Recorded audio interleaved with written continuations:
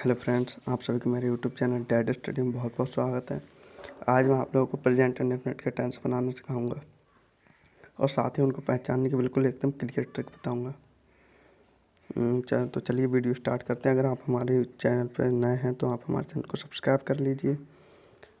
तो चलिए स्टार्ट करते हैं। प्रेजेंट इंडेफिनिट के टेंस हम लोग पहचानेंगे कैसे। सबसे पहले तो हमारे दिमाग में यही सवाल आता है, तो इसको पहचानने के लिए क्या होता है। वैसे मैंने काफ़ी जगह बच्चों को गलत पढ़ते हुए सुना है कि इन वाक्यों के अंत में ता है, ती है, ते हैं आते हैं, ऐसे वर्ड्स आते हैं, बट ऐसा नहीं होता है। बल्कि ऐसा होता है कि जिन वाक्यों के क्रिया के अंत में ता है, ती है आता है, उनको हम प्रेजेंट इंडेफिनिट का टेंस कह सकते हैं। जैसे अभी मैं आप लोगों को एक टेंस बोलूँ कि यह एक कुत्ता है, तो इसके लास्ट में क्या आया, ता है, मगर ये प्रेजेंट इंडेफिनिट का टेंस नहीं हुआ।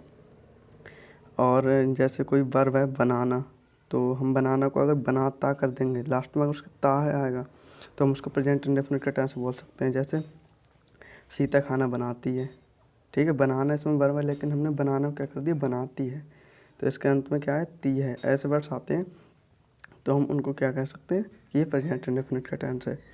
तो आइए समझते हैं कि इनको बनाते कैसे हैं। तो इनको ट्रांसलेट करने के लिए मैंने वैसे आप उन लोगों के लिए एक वीडियो बना रखी है, जिसमें हम लोग सब्जेक्ट और वर्ब ऑब्जेक्ट को कैसे पहचानते हैं। उसे पहचानने के लिए मेरे चैनल में आप जाइए, आपको वीडियो मिल जाएगी, बिल्कुल क्लियर तरीके से आपको समझ में आएगा उसमें। और चलिए मैं आपको इसमें अब आगे बताता हूँ कि सब्जेक्ट जिसके बारे में बात होती है।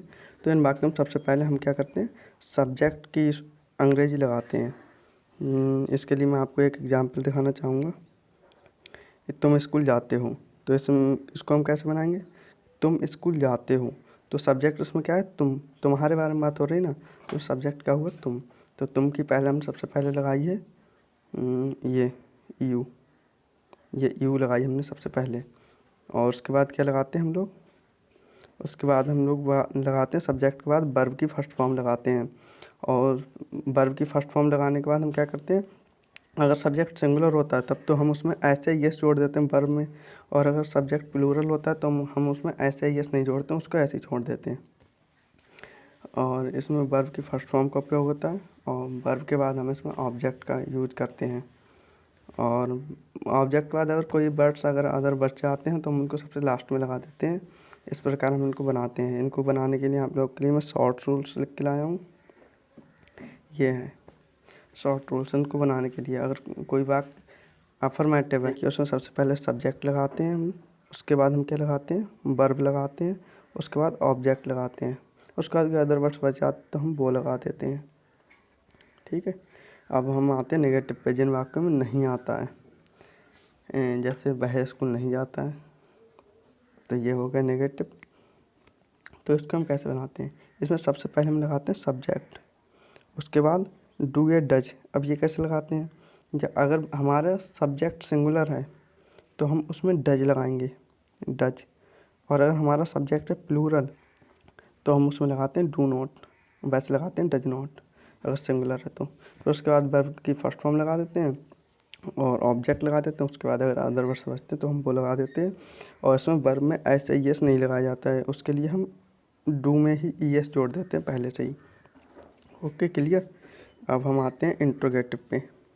इंट्रोगेटिव हम कैसे बनाते हैं, इंट्रोगेटिव दो तरह के होते हैं। एक तो वो होते हैं जो क्या से शुरू होते हैं, जैसे क्या तुम स्कूल जाते हो, क्या सीता खाना पकाती है, ठीक है। तो ये वाले कैसे बनते हैं, इनमें सबसे पहले हम लगाते हैं डू या डच। अगर सब्जेक्ट सिंगुलर हो तो हम डच लगाएंगे, अगर सिंगुलर सब्जेक्ट नहीं है तो हम डू लगाएंगे।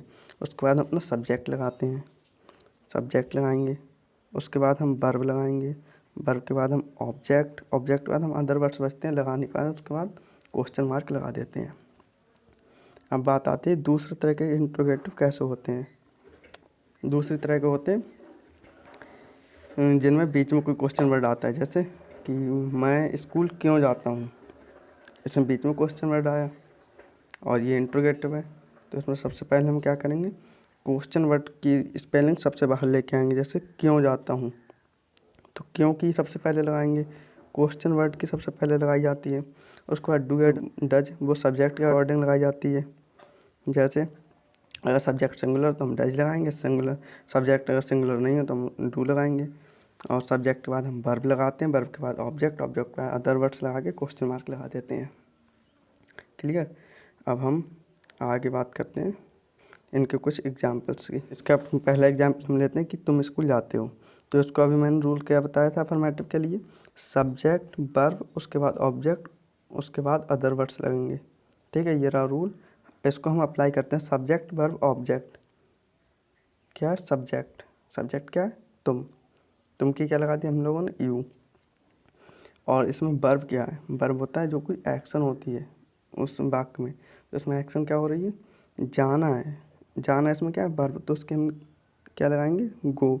अब देखिए अब सब्जेक्ट है हमारा प्लूरल यू, तो उसके लिए हम क्या लगाते हैं ऐसे यस नहीं लगाएंगे वर्ब में, टू और कहाँ जाता है स्कूल, तो गो टू स्कूल हो गया ये। अब हम आते हैं नेक्स्ट एग्जाम्पल, वह खाना खाता है। तो सबसे पहले सब्जेक्ट, सब्जेक्ट क्या हमारा ही, उसके बाद वर्ब, वर्ब क्या है ईट।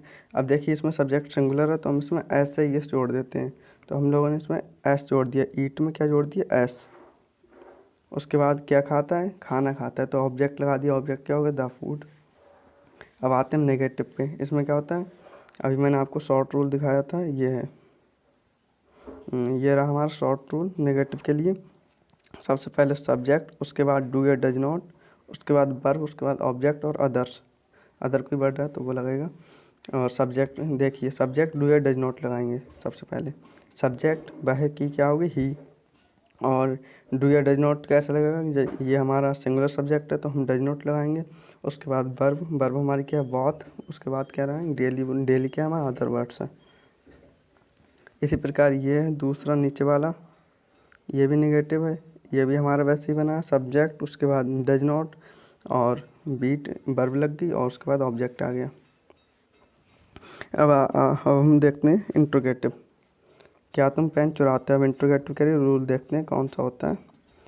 इंट्रोगेटिव के लिए हमारा रूल है क्या से शुरू होने वालों के लिए डू या डज, उसके बाद सब्जेक्ट वर्ब ऑब्जेक्ट और अदर वर्ड्स।